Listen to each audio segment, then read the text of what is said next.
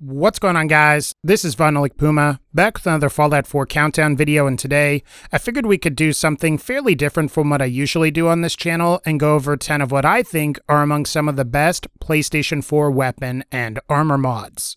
Now, before we start, and just to quickly say, this video will be going over a variety of different mods ranging from relatively balanced to flat-out overpowered, but fun to use mods. Also, I'm going to try and focus around mods that don't require DLC, though there will be a few I go over here that do require some of the DLC add-ons. So just be aware of that if you decide to look into and try any of these mods. Otherwise, and as always, if you ended up liking this video or if it helped you out, be sure to hit the like button as it really helps out the channel. But without further ado, these are 10 of what I think are some of the best PS4 weapon and armor mods for Fallout 4, starting now. Number 10. Legendary Modification. Given the PS4 version of Fallout 4 doesn't allow the player access to console commands, a Legendary Modification mod should prove to be incredibly useful. And according to this mod's uploader, this mod is in fact a re-upload of Tealz's Legendary Modification mod from the Nexus, which will allow the player to essentially place any legendary effect onto any weapon and or armor part. So if you want to put a two-shot effect on your guns, or if you want to give your power armor the almost unbreakable effect for enhanced durability, this particular mod will allow you to do that. As for the PS4 version of this mod, it seems like it's fairly similar to the very easy difficulty version of the mod that's featured on the Nexus. Because of that, you should be able to remove any legendary effects you attach to a given weapon and potentially swap it out for a different effect. That, and you also don't have to worry about acquiring effect chips or certain perk requirements, which is nice because this is a feature that is in different versions of this mod. Overall, this was a pretty popular mod for the PC version of Fallout 4 towards the beginning of the game's launch, and I would say if you're looking for a great weapon mod or armor mod to start off with, I would recommend Legendary Modification. Number 9. The Light Sword. The Light Sword is probably the closest that you're going to get to an Energy Sword style mod on the PS4 version of the game. Though the Pip-Boy display is currently bugged, you can definitely see this thing in both first and third person, and visually, the sword kind of looks like a lead pipe with a saber beam coming out of the top of it, which greatly improves the range. In contrast to many other in-game swords though, the light sword has a slow attack speed, meaning you're going to have to be playing in third person like I am here with power armor on in order to actually get the medium attack speed that this weapon would benefit from. In exchange, though, you are getting some pretty decent damage, and unlike many other melee weapons, this is mainly in the form of energy damage, which most in-game enemies usually don't have huge resistances in. Additionally, and at least with the version that I have, the light sword appears to be able to light enemies on fire, in addition to also having an inherent staggering effect, which, while not as useful because of the slower attack speed, does prove useful in occasionally staggering enemies upon hitting them. If you ask me, this is a cool mod, and while I wish it had an upgrade path and you could change the color of the beam, it's still a fun sword mod that the player can mess around with. Once installed, it should be located in Hubris Comics at the very top floor in a small room. There are a lot of ghouls here, but once you have the sword, I think you'll find it is quite useful. Number 8. The Jetpack Ring Armor and Gadgets mod. While there are plenty of Jetpack Ring mods out there for those that are power armor averse, of all of the ones that I'm aware of, I actually think that I like this one the best. Granted, some of its features are a little glitchy, but what's special about this Jetpack Ring mod is that it includes armor and special quote-unquote gadgets that the player can use in combat that yield a number of different effects. When it comes to the armor specifically, the torso will deal fire damage occasionally to enemies upon being struck with a melee attack, while the helmet grants the player Stealth Boy effect while they are crouched. My favorite aspect of this mod, though, are the gadgets that are included. These replace the grenades you normally throw, and my favorites are probably Telekinetic Push, which functions very similarly to the Lorenzo's Artifact Gamma Gun, the Frenzy Darts, which make enemies frenzy and attack one another, and of course the Merv Grenade you should be seeing here in the gameplay, as I think that one is pretty fun to use as well. especially if you're airborne when you throw it. Ultimately, I'll admit this mod isn't perfect and can certainly use some fixes here and there, particularly when it comes to the Pain Train perk, but between the Jetpack ring and the gadgets, you should be able to have plenty of fun with this mod. Once installed, the items can all be found in a small crate, safe, and duffel bag just outside of the entrance to Vault 111. Number 7. The Cheat Weapons mod. So this mod is a collection of very overpowered weapon mods that can be found around the entrance to Vault 111. As the name of this mod implies, these are effectively cheat weapons and are overpowered to the point that they should allow the player to pretty much cheese through most of the enemies in the game, regardless of level and perks. That said, there are definitely some interesting weapons in this collection that allow the player to fire projectiles that aren't normally available to most vanilla game items. For example, and as you might have noticed from the gameplay, I have a revolver here that fires Liberty Prime's laser, which is kind of cool. Additionally, there are some other bizarre weapons like Fat Man shotguns, missile launcher miniguns, as well as a few infinite ammo type weapons, which could potentially be useful if you decide to take on survival mode. There's also some super high defense armor here as well, which will make the player almost invincible to enemy attacks, and unlike the Sentinels effect, enemy AI won't be running away from you. In the end, this is a fun little weapon collection to play around with, and it was also recently updated. So if you downloaded this mod before, it might be worth it to come back and look into it again to check out some of the new stuff that got added. Number 6. The Lightning Burst Pistol. What the Lightning Burst pistol lacks in its ability to benefit from customization upgrades and benefit from weapon-based perks like Bloody Mess, it makes up for with its somewhat unconventional projectile that it fires. This projectile is best described as a cross between what you might see from the Alien Blaster and maybe a Tesla grenade, where the initial projectile is very reminiscent of the Alien Blaster pistol, and the ensuing energy blast is reminiscent of a Tesla grenade's explosion.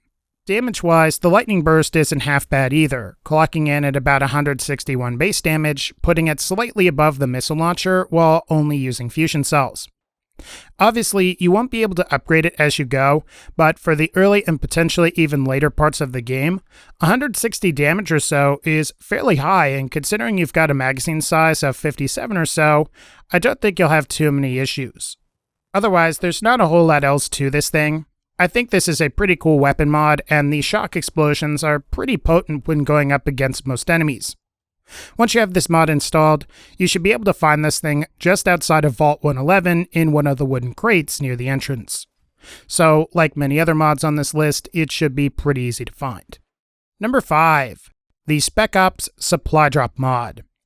So this mod serves as an alternative to the cheat weapons mod that I just went over, and that it also features pretty overpowered weapons. However, the difference is that this mod features weapons that are generally not quite as wacky as what you might see in the cheat weapons mod, and this mod also comes with some overpowered armor and health restoration items. As far as the weapons are concerned, you're getting a handmade rifle / AK-74U, which has a base damage of 97 and has an M4 carbine legendary effect, which allows it to accept 5.56 ammo in addition to improving fire rate and reload speed. In addition, you're also getting a pretty powerful but modded version of the lever-action rifle with a base damage of 893 and a built-in Deadeye effect, which slows down time when the player aims down sights. The armor and healing items are equally overpowered. The Doomsday armor and helmet are based off of the Railroad armored coat and assault gas mask, and both have crazy resistances at like 5,000 damage resistance each. The healing items, on the other hand, heal for 3,000% of your health, they cure all addictions, and also remove all rads. So, this supply drop mod is pretty overpowered and should make the game a cakewalk. I'd say if you're looking for an alternative to the cheat weapons mod and you have the DLC, you should definitely download this mod. Just like cheat weapons, the Spec Ops supply drop items are located right next to the Vault 111 entrance. However, unlike cheat weapons, these are found in a small army box next to some wooden crates, so they should be pretty easy to find, and they're a little bit more organized. Number 4. The Winter Blade. The Winter Blade is a fun melee weapon mod that is based off of the Revolutionary Sword from the base game. However, it differs in that it can't really be upgraded by the player at workbenches, but in exchange possesses the ability to almost instantly freeze targets upon hitting them. This effect works somewhat similarly to the paralysis effect / spell from Skyrim in that enemies are totally rendered immobile while the player can hack away at their HP. The Winterblade also has an inherent freezing legendary weapon effect, which is honestly a bit redundant in most cases, but could be useful if you like to take advantage of critical hits. My only complaint with this thing is that it doesn't seem to work well against power armor and also doesn't seem to work well against robots. For that reason, it might be a good idea to bring some other melee weapons to swap to when going up against these types of enemies, as your freezing effects just don't work. Despite that small gripe though, the Winterblade is a fun mod to play with, and if you want it, be sure to go to Jamaica Plain to the main courthouse where the treasure is, and check the room that's locked behind a master lock. Inside, you should find the Winterblade on top of some cabinets. Number 3. The Wacky Weapons Workshop mod.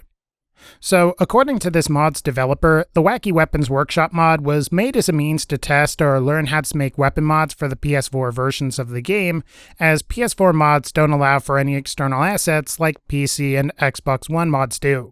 It does this by allowing the player to craft an alternate / wacky version of any weapon at a chemistry station, and from there, the player can take that weapon to a weapons workbench and modify it to their heart's content. So for example, you can make a minigun that fires Fat Man projectiles, you can turn your 10mm pistol into a laser with a wounding effect, or you can create a laser rifle that fires junk at enemies. In that sense, this mod is sort of reminiscent of a mod like Any Mod, Any Weapon, which does something similar. However, what I think I like about this mod more is that the wacky weapons are separate from regular conventional weapons, which is nice as you don't have upgrades mix for your legit and non-legit weapons. In the end, this is a great mod that will allow you to create your own custom creations, and if you look around online, you can find some custom creations that people have made and replicate them yourself, as that's what I've done here with the visual look of the gun that you're seeing in the gameplay. Otherwise, and if you're interested in this mod, there is a base game version and a complete version, with the former being great if you don't have DLC, while the latter is great if you do. Personally, I think this mod is better if you do have DLC, since you have more parts that you can use to make your weapons, but the links to both of these will be in the video description. Number 2. Power Armor Wasteland Adventures. In my humble opinion, the Power Armor Wasteland Adventures mod is potentially one of the best, if not the best Power Armor mod for the PlayStation version of the game. While I'm not going to be able to go over and show each and every single feature in this video, what this mod mainly does is splits the paint upgrade into coating and material sections, in addition to allowing the player to add decals to their armor, giving their armor a more personalized look.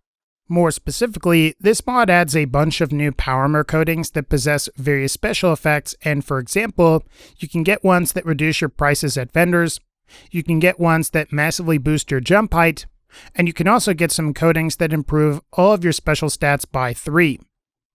As for the material portion, these provide additional durability upgrades that further stack with the traditional A through F lining upgrades, with the unassailable upgrade providing a 4x boost to your durability, much like the almost unbreakable legendary effect would.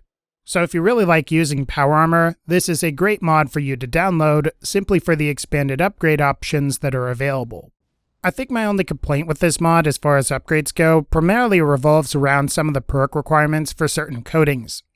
There is an expansion mod available for this that lets you find the perks out there in the game world. However, I'd rather just there be a version of this mod that lets you craft all of the coatings from the start with the proper materials. Like I said though, if you're a Power Armor fan on the PS4, this mod is a must download. And for our final mod, number 1, John Marston's 44. If you're a fan of Red Dead Redemption, then you'll probably like this mod, and even if you aren't or you are unfamiliar with Red Dead Redemption, there's still a pretty good chance that you're gonna like this mod. Based off of the 44 Magnum that the player can normally encounter in Fallout 4, This John Marston's variant is unique in that it has a more brushed chrome look upon inspection, and it also has a unique ability in that when the player aims, the gun locks to a target and all shots fired will converge towards and hit that intended target. In practice, this actually ends up being somewhat similar to the missile launcher with the targeting computer, and is quite fun to use as you can acquire a target and then spam shots until enemies succumb. It's also worth mentioning that this mod has Deadeye receivers, which have ludicrously increased damage in addition to the ability to slow down time.